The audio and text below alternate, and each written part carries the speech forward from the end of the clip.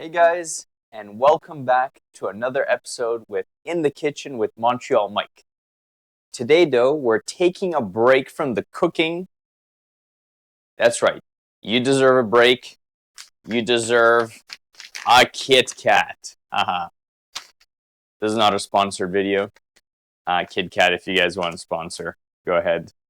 Happy to collaborate. But guys, check this out. I was in my local Asian grocery store, and look what I found. Kit Kat, but matcha flavor. And get this, it's not made in Canada, it's not American, it's actually product of Japan. This is actually Japanese Kit Kat. It's a special edition of Kit Kat specifically for the Japanese market. I had heard that in Japan they do have some other flavors of Kit Kat that we just don't have here in Canada. And I guess this is one of those. Let's see what they look like inside. Okay. Nice green color here. I'm really curious about this Kit Kat. I really like matcha. I like drinking matcha. I like matcha flavored things. So I'm really curious. Let's open this up and see what Japanese matcha Kit Kat looks like. But before we reveal this, aren't you curious how come Japan gets to have these special edition Kit Kats? Well, let's find out. Did you know that Kit Kat is not just a candy bar with a bunch of flavors in Japan? It's actually a good luck charm. Kit Kat actually started in the UK in the 1930s, created by Rowntree. The idea was simple. A chocolate bar with wafers you could snap and share. Later, Nestle took over and Kit Kat became a global brand, but nowhere did it transform quite like in Japan. Kit Kat arrives in Japan in the 1970s, but the real magic happens because of the name.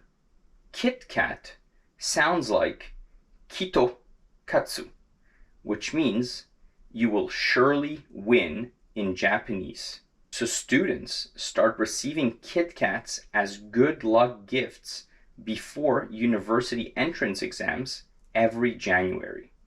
Nestle leans hard into this. Kit Kat becomes Japan's #1 chocolate brand, but also a premium product sold in beautiful packaging, regional exclusives, even gift boxes. In Japan, there's a strong expectation that stores constantly stock new seasonal items. So Nestle creates hundreds of flavors. Matcha, sake, wasabi, sweet potato, you name it.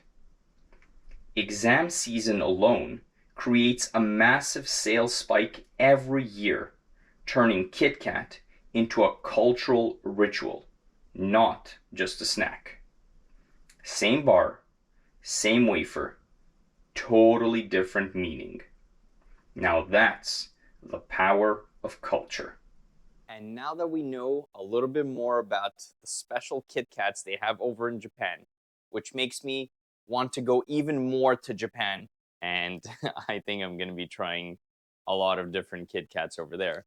But let's check out this one, matcha flavored Kit Kat. Look at this. That's an intense green color. I wasn't expecting it to be that intensely green. Really looks like it's matcha color. Let's crack it.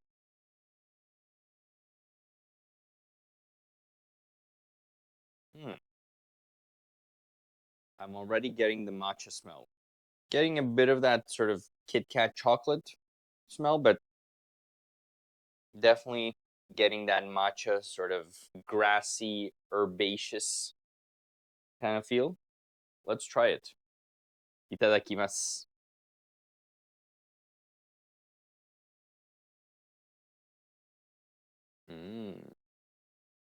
Oh wow, this is really nice.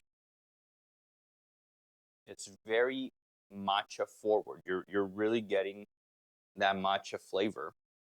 And then of course you're getting your typical wafer and chocolate flavor, but I'd say really what's coming through first is really the matcha. I'm really liking this. Yeah, very delicious. Not overly sweet. Really, it's nice because you're getting almost a bit of that matcha bitterness and balances out with the sweetness of the chocolate.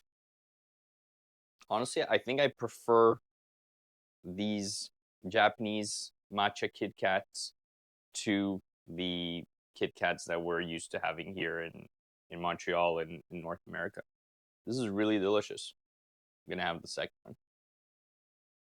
If you guys had matcha Kit Kat before, let me know what you think.